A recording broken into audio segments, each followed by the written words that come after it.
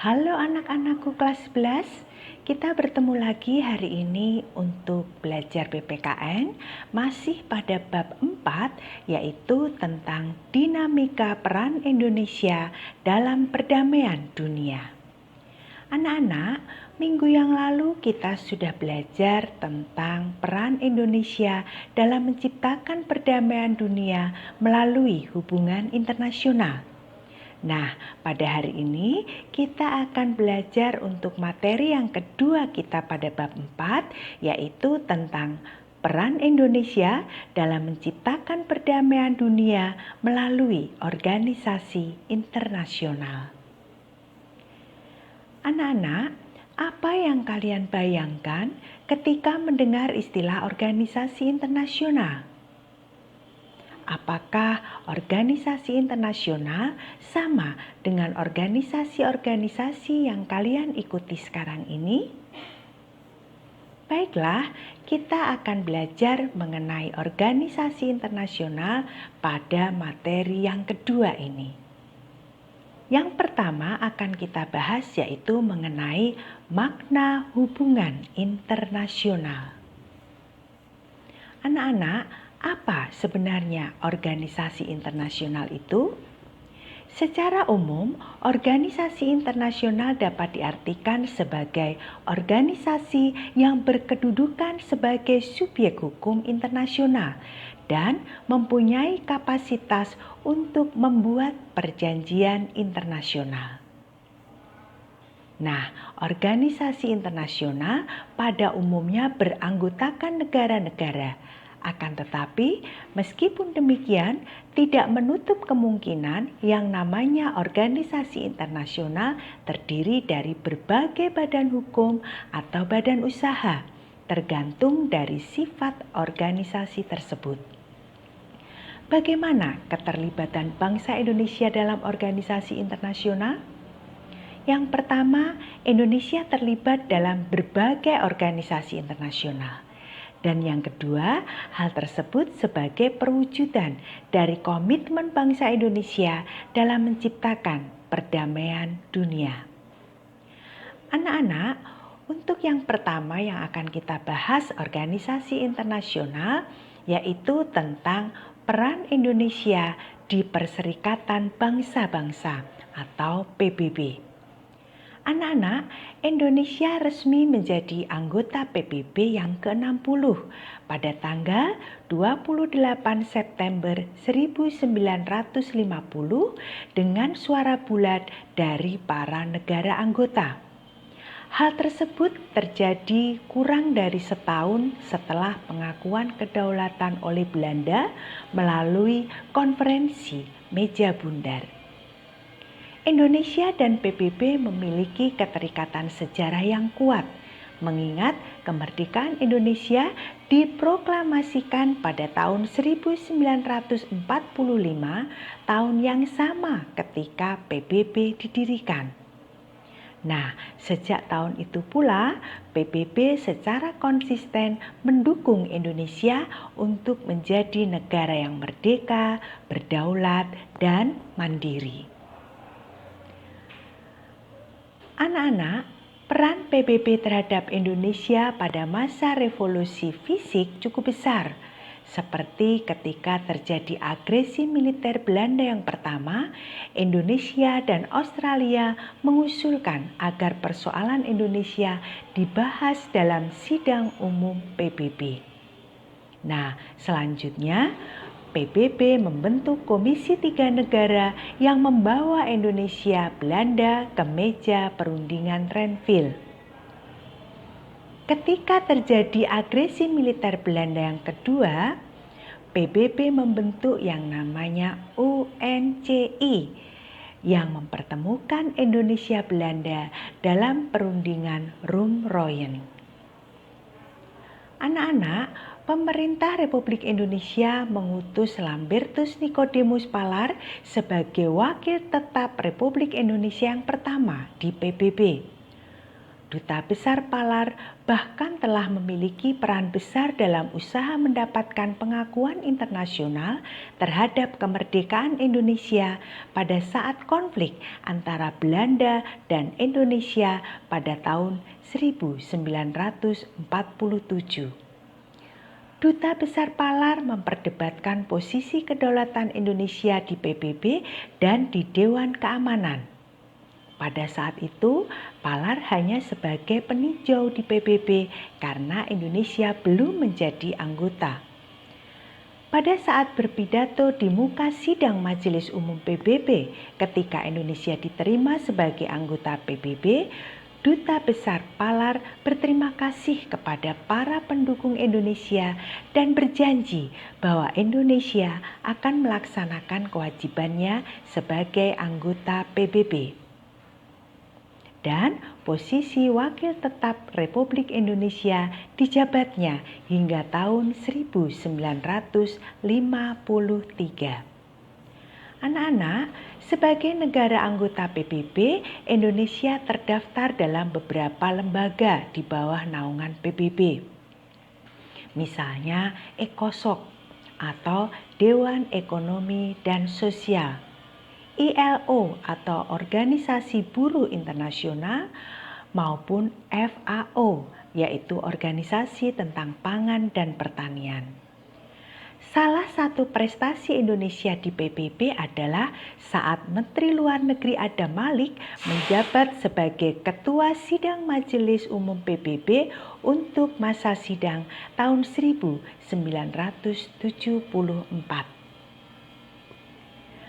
Indonesia juga terlibat langsung dalam pasukan perdamaian PBB. Dalam hal ini, Indonesia mengirimkan pasukan Garuda untuk mengemban misi perdamaian PBB di berbagai negara yang mengalami konflik. Pencapaian Indonesia di Dewan Keamanan PBB adalah ketika pertama kali terpilih sebagai anggota tidak tetap Dewan Keamanan PBB periode tahun 1974 sampai 1975. Pada waktu itu, Indonesia terpilih untuk kedua kalinya menjadi anggota tidak tetap Dewan Keamanan PBB untuk periode 1995 sampai 1996.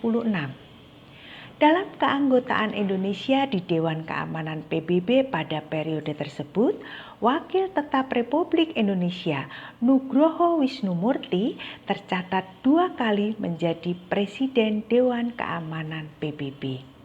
Terakhir, Indonesia terpilih untuk ketiga kalinya sebagai anggota tidak tetap Dewan Keamanan PBB untuk masa bakti tahun 2007 sampai 2009.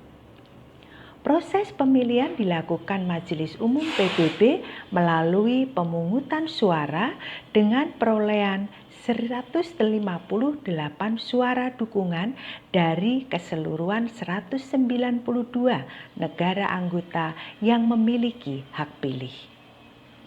Di Komisi Hukum Internasional PBB atau International Law Commission atau ILC, Indonesia mencatat prestasi dengan terpilihnya mantan Menlu Mochtar Kusumaatmadja sebagai anggota ILC pada periode 1992 sampai 2001.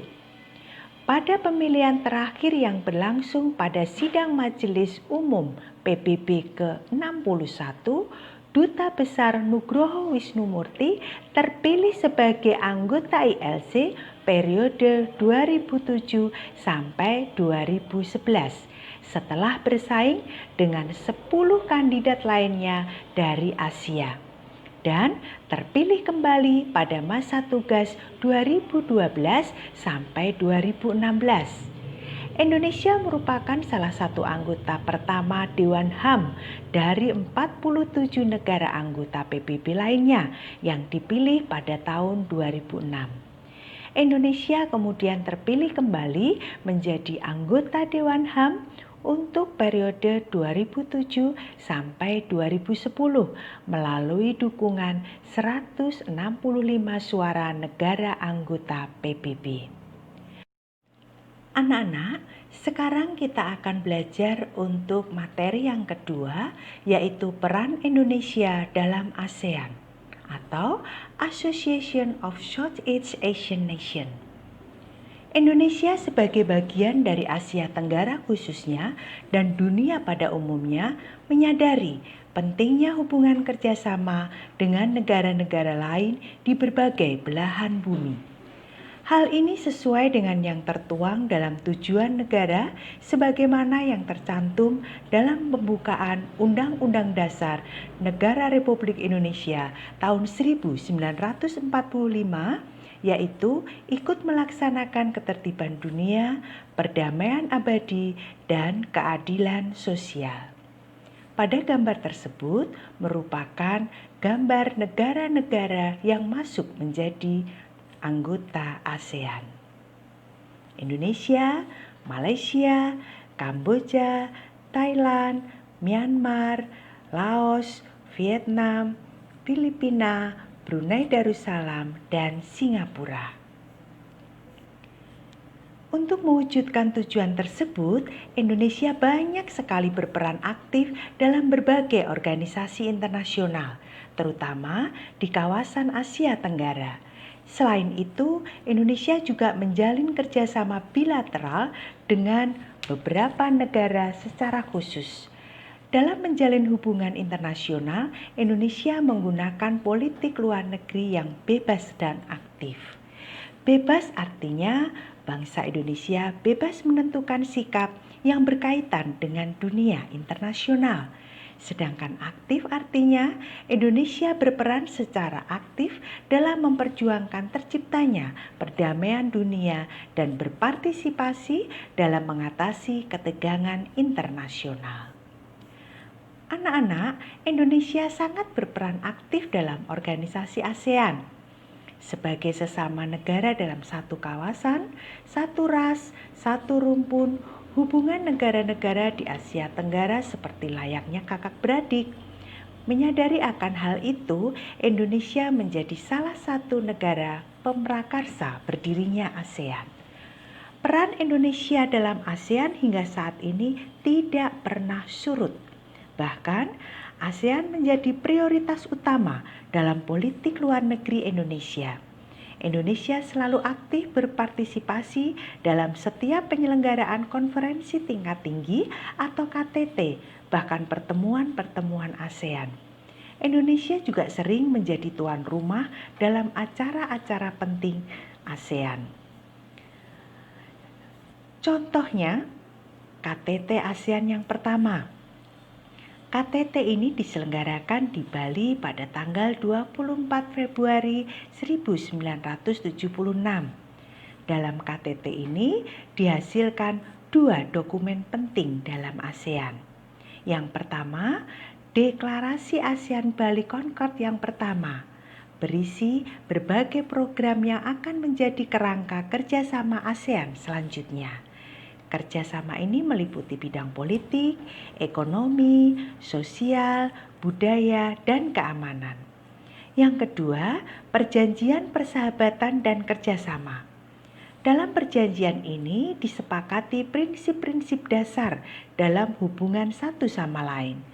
Prinsip ini antara lain tidak campur tangan urusan dalam negeri satu sama lainnya, dan menyelesaikan perselisihan dengan cara damai, serta menolak penggunaan ancaman atau kekerasan.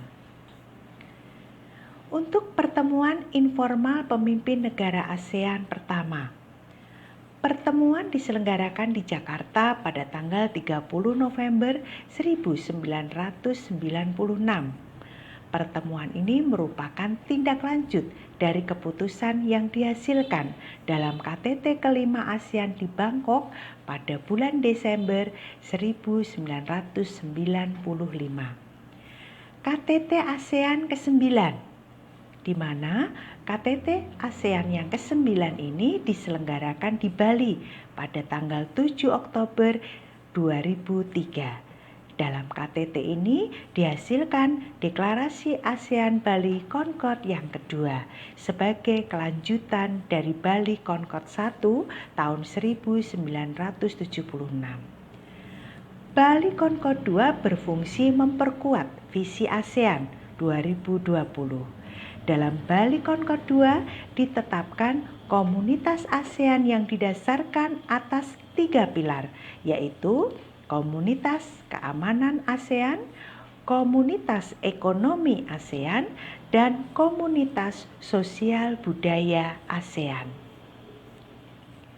Anak-anak, negara-negara ASEAN menyepakati gedung sekretariat ASEAN bertempat di Jakarta.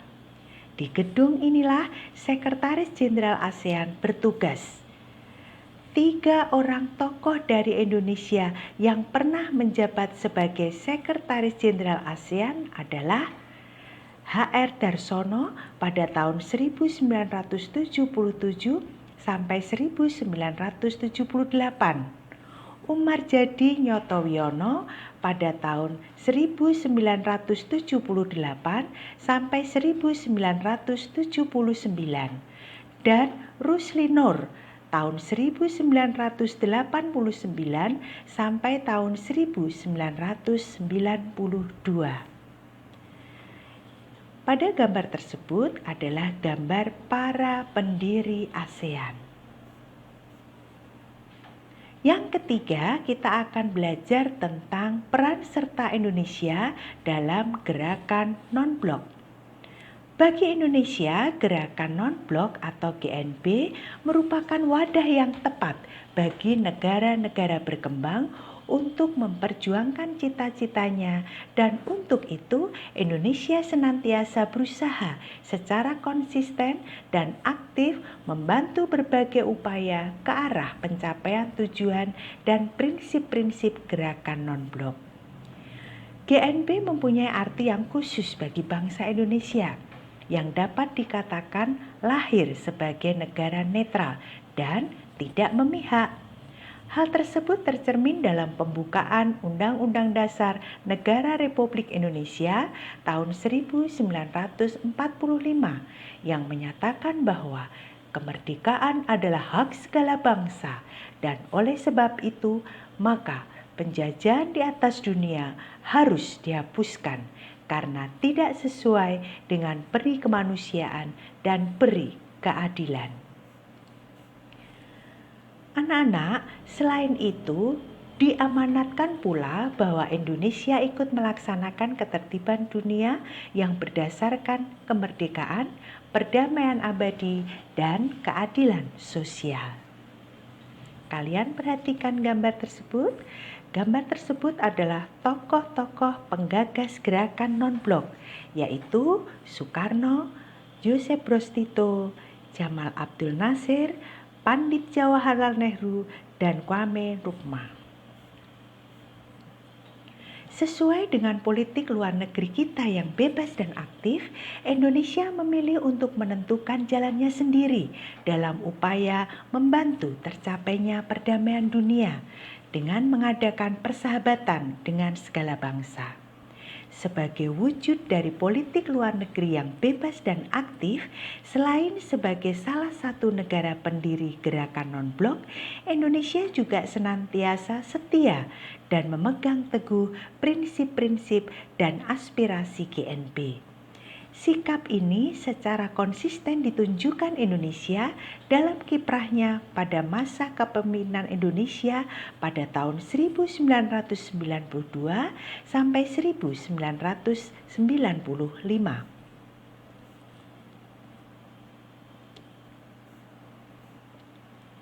Selama 3 tahun dipimpin Indonesia, banyak kalangan menyebut GNB berhasil memainkan peran penting dalam percaturan politik global. Lewat Jakarta Missing, Indonesia memberi warna baru pada gerakan ini dengan meletakkan titik berat kerjasama pada pembangunan di bidang ekonomi. Akan tetapi, meskipun demikian, politik dan keamanan negara-negara sekitar tetap menjadi perhatian.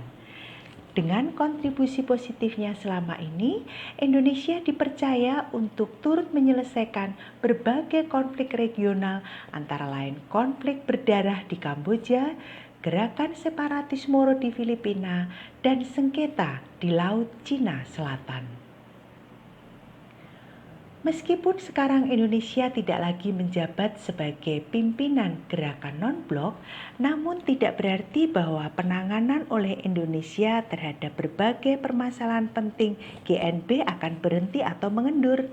Sebagai anggota GNB, Indonesia akan tetap berupaya menyumbangkan peranannya untuk kemajuan gerakan non-blok di masa yang akan datang dengan mengoptimalkan pengalaman yang telah didapat selama menjadi ketua gerakan non-blok. Anak-anak, untuk refleksi materi kita hari ini adalah upaya Indonesia untuk ikut berperan serta dalam perwujudan perdamaian dunia tentunya akan efektif jika didukung oleh warga negaranya. Sekarang, coba kalian renungkan, apa saja bentuk dukungan yang dapat kalian berikan terhadap upaya bangsa Indonesia dalam mewujudkan perdamaian dunia?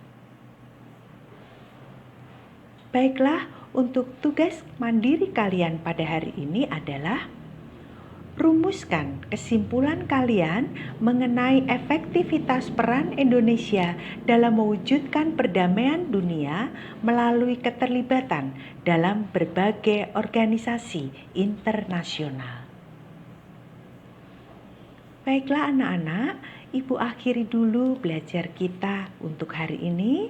Tetap semangat belajar, tetap semangat jaga kesehatan, dan sampai jumpa pada materi berikutnya.